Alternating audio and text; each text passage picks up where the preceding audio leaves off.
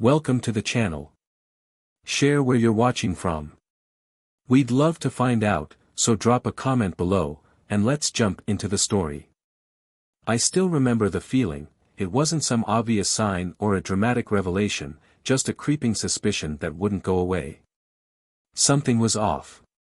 My wife, Rachel, and I had spent the last 12 years building our business from scratch in Austin, pouring everything we had into it, late nights, endless discussions, and countless sacrifices. She was my partner in every sense, and I truly believed we shared the same vision for our future. But lately, it felt like Rachel was drifting toward a different dream altogether. Rachel, now 47, still showed up at every meeting with that same spark for numbers. But her gaze, her thoughts, they seemed to be somewhere else entirely. When we finally signed a contract we'd been chasing for over 6 months, I thought it would be the pinnacle of our hard work, a victory we'd both enjoy. But that night, as we went out to celebrate at the Ironwood Grill, our favorite spot downtown, something felt wrong.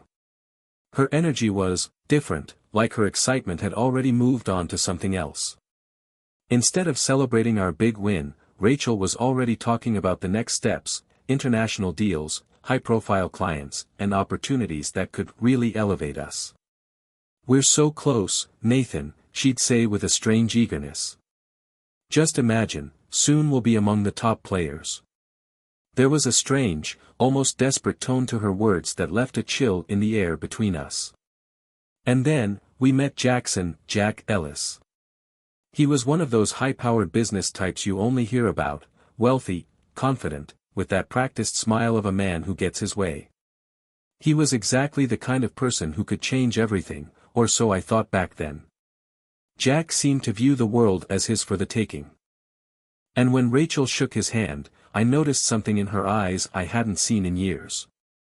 He wasn't just an investor to her, he was something much more. Rachel seemed captivated by Jack from that first moment, and it only grew from there. Jack talked about his lavish travels, exclusive events, and the high-profile circles he moved in as if they were just part of an ordinary day. I thought it was all just show, the routine life of the rich and powerful. But Rachel was spellbound.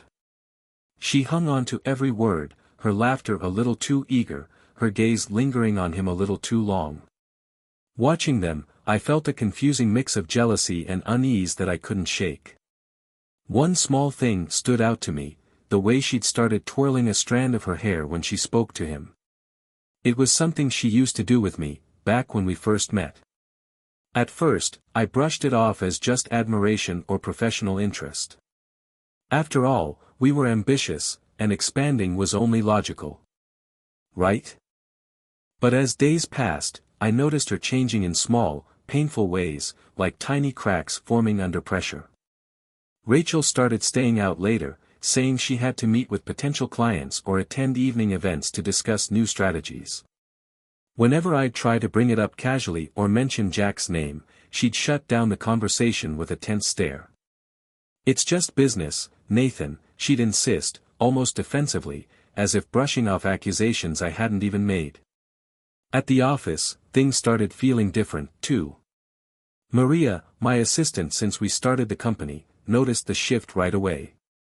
Rachel was booking private meetings that didn't appear on our shared calendar, and Maria, perceptive as ever, hinted at it gently, asking if I was aware of these off-schedule appointments. She didn't pry, but I could see the concern in her eyes. I pretended not to notice, trying to avoid acknowledging something I wasn't ready to face. Then came the changes at home. Rachel would come back late, wearing an expensive new perfume that lingered long after she left the room. It was luxurious, the kind of scent she'd never worn for me. When I asked about it, she brushed it off, saying it was for high-profile meetings, that she needed to look and feel the part. But the idea that she might be dressing up for someone else gnawed at me, eroding whatever trust one had left. Our conversations became shorter, colder, and every time I tried to connect, she seemed to push me further away. One evening, when I asked her about the late nights, she snapped, "Do you think this business runs on autopilot, Nathan?" The way she said it, as if I was the one who didn't understand the demands of our work, stung. I started questioning myself, wondering if I was being too suspicious or clingy. But those doubts didn't last. One day, I confided in my oldest friend, Paul, someone who knew me well before Rachel and I started our journey together. Paul's a grounded guy, a good listener, and he let me vent without interruption. When I finished, he looked at me with a serious expression, saying, "Nathan, I'm not suggesting she's doing anything wrong, but people can lose themselves in success. Just don't let your guard down." He didn't have to say more. I knew exactly what he was hinting at. After that talk, something in me changed. Maybe Rachel was just caught up in the excitement, maybe she wasn't doing anything wrong, but the unease kept growing, each late night and cryptic meeting making it worse. I started noticing the way she would check her phone too frequently, her expressions shifting as she'd mention certain names, mainly Jack's. It wasn't long before she felt like a stranger in our own home, and it hurt more than I expected. I was torn between confronting her and holding on to the life we'd built. But that suspicion. Once it starts, it doesn't let go. I knew I couldn't act on a gut feeling alone. I'd have to wait, to observe, to be smart. Because once trust is shattered, there's no going back. The tension between us grew with each passing day, feeding my doubts. It was as if someone had turned up the volume on every unsettling detail. Rachel started dressing up more frequently, choosing designer outfits and luxury accessories she'd never shown an interest in before. Rachel had always taken pride in her appearance, but now it was different, there was a new, polished look that didn't seem meant for me. When I asked her about it, she brushed me off with a dismissive, "High-profile clients expect a certain image, Nathan." Her tone was sharp, as if I'd questioned something obvious. She started working later and later at the office. What had been occasional late nights turned into a routine, sometimes she'd get home around 10, other times closer to midnight. I wanted to believe her, to shake off my doubts, but between her new wardrobe and that lingering perfume, it was impossible to ignore. Then one day, Maria mentioned something offhandedly. "Rachel left her work laptop open last night," she said casually, dropping the information as if it meant nothing. But I knew Maria well enough to understand there was more to her comment. That night, curiosity got the better of me. When I was alone, I took a deep breath and opened Rachel's laptop. What I found wasn't a smoking gun, but it was enough to make my stomach turn. Emails between her and Jack were friendly, casual, but with an undertone that was unsettling. They had been meeting outside of regular work hours, referring to places like "our usual spot" and "the best table." Vague, yes, but far too familiar for a business arrangement. A few days later, I couldn't hold back anymore. Rachel had mentioned she'd be near a cafe downtown, one we used to visit often when we first moved to Austin. I decided to stop by, pretending it was just coincidence. And there they were, Rachel and Jack, seated in a cozy corner booth, laughing a little too freely, leaning a little too close. She was twirling that familiar strand of hair, the same way she used to when we were first dating. Rachel looked up and spotted me. Her expression shifted from surprise to irritation before she forced a smile, waving me over with a practiced, calm gesture. "Nathan, this is Jackson Ellis," she introduced him with a professional tone, emphasizing his name as if I had misunderstood something. "We were just discussing client strategies." She threw in the word "strategies," as if that would make it sound strictly professional. I tried to keep my composure, even as every instinct told me to demand answers. I shook Jack's hand, exchanging pleasantries, but inside, I was seething. The warmth between them, the easy laughter, it was too familiar, too comfortable for a simple business arrangement. I left the cafe feeling raw, knowing I needed more than just a gut feeling if I was ever going to confront her. After that encounter, I realized I couldn't just sit back. I reached out to Rachel's closest friend, Melissa, hoping she'd noticed some changes too. Over a casual coffee, I brought up how Rachel seemed different lately, hinting at anything unusual she might have mentioned. Melissa hesitated, darting her eyes before finally meeting mine with a serious look that sent a chill down my spine. "Well, Nathan," she started, choosing her words carefully, "Rachel's been talking a lot about her ambitions lately, about wanting more. And she mentioned Jack a few times, how he gets her vision." Melissa's words were vague, but the message was clear. Rachel was drawn to Jack in ways that went beyond business. That night, I couldn't shake the feeling of betrayal, of our life slipping through my fingers. When Rachel came home, her face tense, her movements sharp, she tossed her bag on the counter without even looking at me. It was like she had been waiting all day to snap, and when she finally spoke, it was harsh. "Do you even understand what it takes to succeed, Nathan? Do you even care about my career?" I kept my voice steady, trying to mask the frustration building up. "What exactly does more mean, Rachel? More late nights? More meetings with Jack?" Her expression hardened, her eyes rolling as she muttered, "It's just business, Nathan. Not everything revolves around you."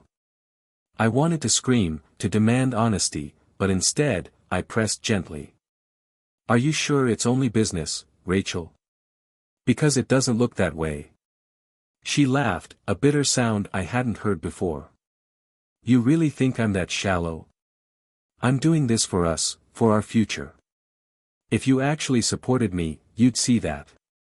Her words stung, and before I knew it, we were in a full-blown argument. She stormed off, leaving me in a house that now felt unbearably empty. After that night, I knew our relationship had reached a breaking point. The trust between us was eroding fast, and I felt trapped, stuck between wanting answers and fearing what I'd uncover. I wasn't ready to leave everything behind, not yet, but I also wasn't willing to let her tear apart everything we'd built. Then one evening, a new twist emerged. Rachel left her phone on the kitchen counter, unlocked. Whether it was carelessness or confidence that I wouldn't look, I'll never know. But when I saw the screen light up with a message from Jack, my restraint finally snapped. The message was brief but unmistakable. "Last night was incredible. Can't wait for our next meeting." My chest tightened as I scrolled through their recent conversations. While nothing was outright romantic, their messages were filled with vague references to private dinners and late-night meetings that made my blood boil. I wanted to confront her right then and there, to demand an explanation. But I knew that wouldn't be enough. Rachel would likely brush it off as networking or accuse me of overreacting. I needed concrete proof, something undeniable. And I knew just who could help me get it. The next day, I confided in Maria, my trusted assistant. She had been with us since the beginning and knew our company and Rachel well. When I laid out everything, the late nights, the secretive messages, the unexplained expenses, she listened with understanding. She wasn't surprised. In fact, she admitted she'd noticed Rachel's behavior changing, too. Maria offered to keep an eye on things discreetly, to observe and document any unusual work activities when she could. It didn't take long for Maria to uncover more troubling details. Rachel had been receiving tickets to high-end events, exclusive dinners, luxury parties, things she never mentioned to me. And Jack's name appeared on every guest list. I felt as though I was watching my life unravel before me, powerless to stop it. But it still wasn't quite enough for a direct confrontation. I needed something ironclad, something that Rachel couldn't explain away. That's when I decided to bring in a professional. Sam, my friend who'd been my confidant from the start, had once mentioned a reliable private investigator named Patrick Malone. Without hesitation, I contacted him, laying out the situation. Patrick didn't ask too many questions, just noted down the details and assured me he'd start right away. Over the next several weeks, he followed Rachel discreetly, tracking her movements to high-end restaurants, exclusive gatherings, and, disturbingly, hotels. Each time, Jack was right by her side. They weren't hiding, not well at least. The photos Patrick captured spoke volumes. There was Rachel, dressed elegantly, laughing and leaning into Jack in a way that felt like a knife twisting in my chest. When I finally saw the photos, it felt like the end of an era. I flipped through each one, feeling a cold resolve settle in. In some of them, they held hands, in others, they walked side by side with expressions of ease, like a couple without a care in the world. It was all the confirmation I needed. I wasn't going to let Rachel walk away from this unscathed. That night, when she returned home, I was ready. I asked her to sit down, told her we needed to talk. She looked at me with a flicker of worry, her eyes searching mine to gauge how much I knew. "What's this about, Nathan?" she asked, her tone forced, casual. But I could see the tension in her posture. "I know about you and Jack," I said, my voice low but steady. "I know about the late nights, the dinners, the hotels. I've seen the photos, Rachel. There's no point in denying it." Her face went pale, and then she flushed with anger. She crossed her arms, defiance in her eyes. "And so what if I did?" she snapped, almost daring me to respond. "Can you really blame me? You think this small company and an ordinary life were all I ever wanted? You've been stuck in the past, Nathan, while there's a whole world out there, a life I deserve." I stayed calm, even though her words felt like slaps. "I thought we were building something together, Rachel. I thought we had a life worth fighting for. But clearly, that wasn't enough for you." Her laugh was cold, bitter. "You don't get it, do you? It's not just about the money. It's about status, about ambition. Jack understands that.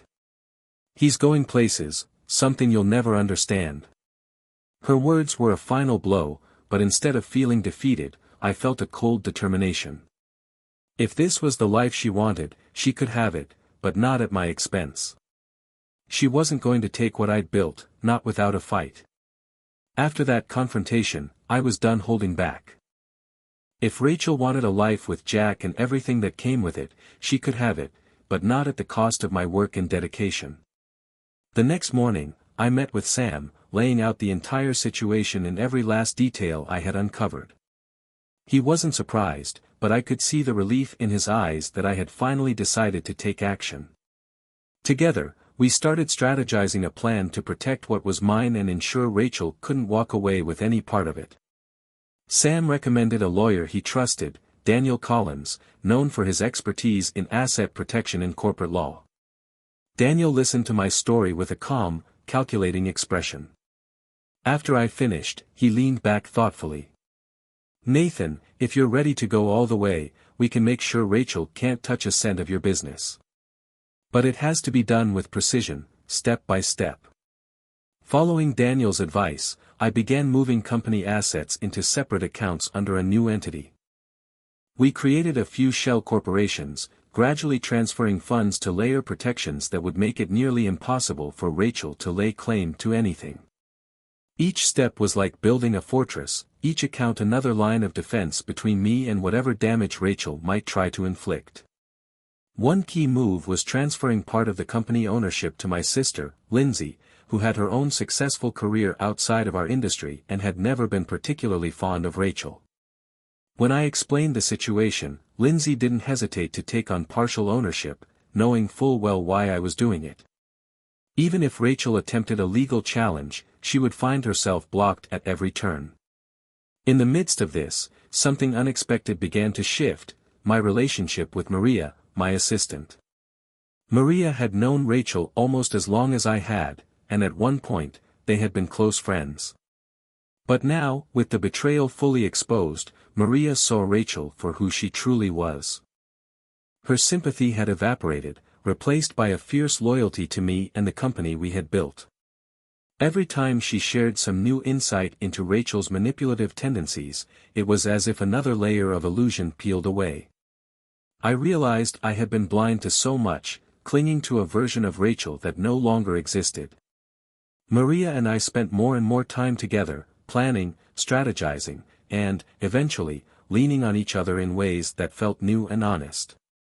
What began as a shared mission for justice slowly grew into a deeper connection. She became not just an ally but someone I could trust implicitly. Together, we rebuilt the company's structure, reinforcing every vulnerable point to ensure Rachel would be completely locked out. With everything set in motion, the next big step was ensuring the loyalty of our investors. Alongside Sam and Maria, I arranged a meeting with our primary backers, the people who had believed in our vision from the start. They had seen the changes in Rachel's behavior, felt the strain on resources, and heard the whispers of company assets being mishandled. We set up the meeting as a routine check-in so Rachel wouldn't suspect anything. When the investors gathered, I laid everything out, showing a clear record of misused company funds, questionable expenses, and red flags Rachel had ignored. I watched their expressions shift from surprise to anger as they realized how Rachel had been using the business for her personal indulgences. By the end of the meeting, every investor was on board, signing off on measures that ensured I retained full control of the company. Rachel's influence, along with Jack's, was erased in a single stroke. But I wasn't finished yet. I had my sights set on dismantling Jack's reputation as well. His influence was broad, but it was built on a shaky foundation, and I knew exactly where to start unraveling it. Taking down Jack required a careful approach. I started by discreetly contacting his business associates, reaching out to key figures in his network. Through subtle conversations, I let slip details about his unethical behavior and his misuse of our company's resources for personal gain. The whispers spread quickly, and soon enough, his associates began to withdraw from deals, distancing themselves from his brand. His reputation, which had been built on charm and influence, started to crumble piece by piece. Within a few short weeks, the backlash was in full swing. Jack scrambled to hold on to his clients, to salvage whatever he could, but the damage was already done. His empire, built on appearances and shallow relationships, was unraveling. Desperate to keep his image intact, he began selling off assets to cover his mounting losses.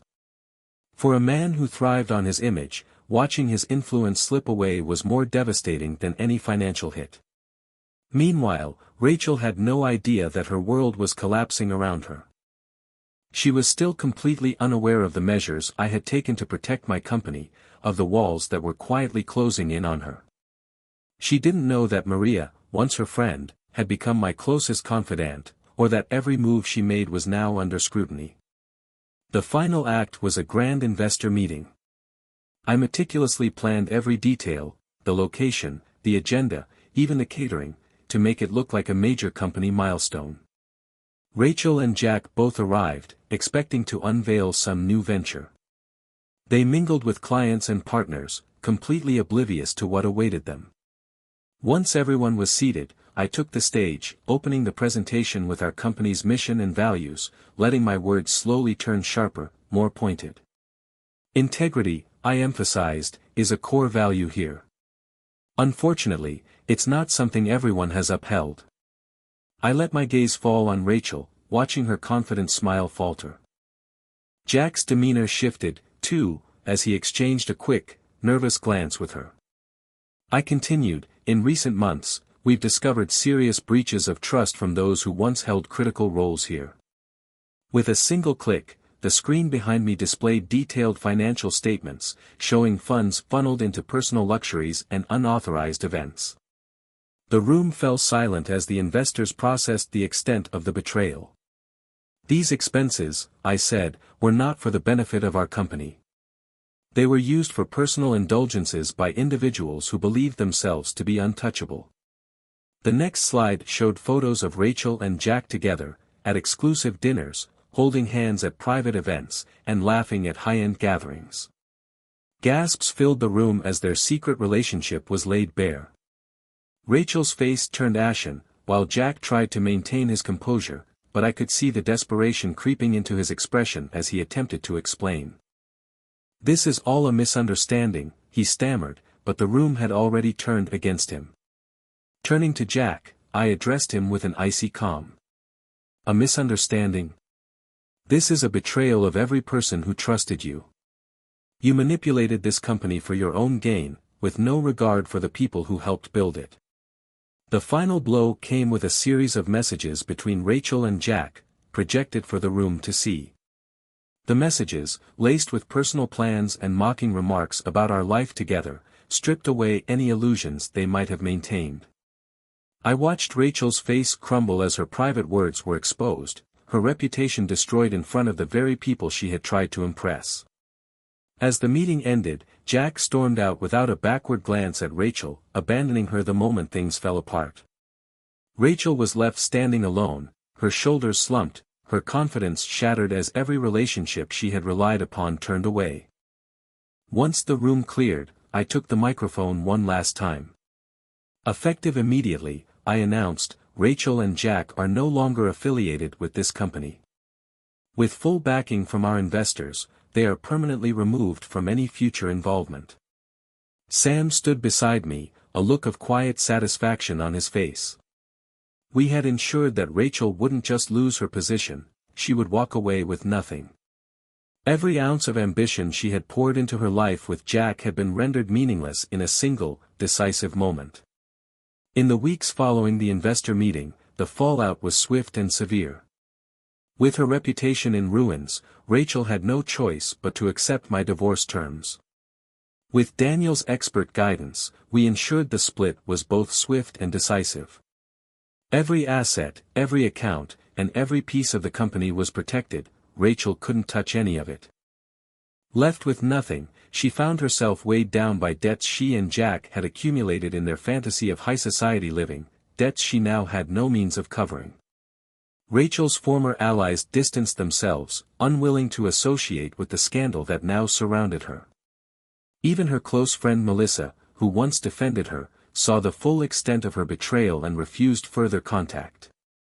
Colleagues and clients who once respected her now viewed her as a liability, a risk no one wanted to take. Through mutual connections, I heard whispers that she was desperately trying to rebuild her life, but every door she once walked through had closed. Meanwhile, my life took a new direction I hadn't anticipated. The bond between Maria and me grew naturally, transitioning from mutual trust and shared purpose into something deeper and genuine. She wasn't just my partner in rebuilding the company, she became my confidant, my ally, and eventually, a presence I could envision a future with. Together, we refocused the business, introducing new ventures that attracted clients who valued integrity and transparency. Within months, our newly restructured company flourished in ways I hadn't imagined. As for Jack, the ripple effects of his downfall were equally catastrophic. The scandal spread fast, and as word of his unethical behavior circulated, his associates severed ties to protect their own reputations. His empire, built on charm and surface-level connections, began to collapse. Forced to sell off assets and liquidate holdings, Jack faded from the business world, his influence diminished. For someone like him, who thrived on status and power, this loss was a far greater punishment than mere financial ruin. Rachel, left with no support, faced the reality of her choices alone.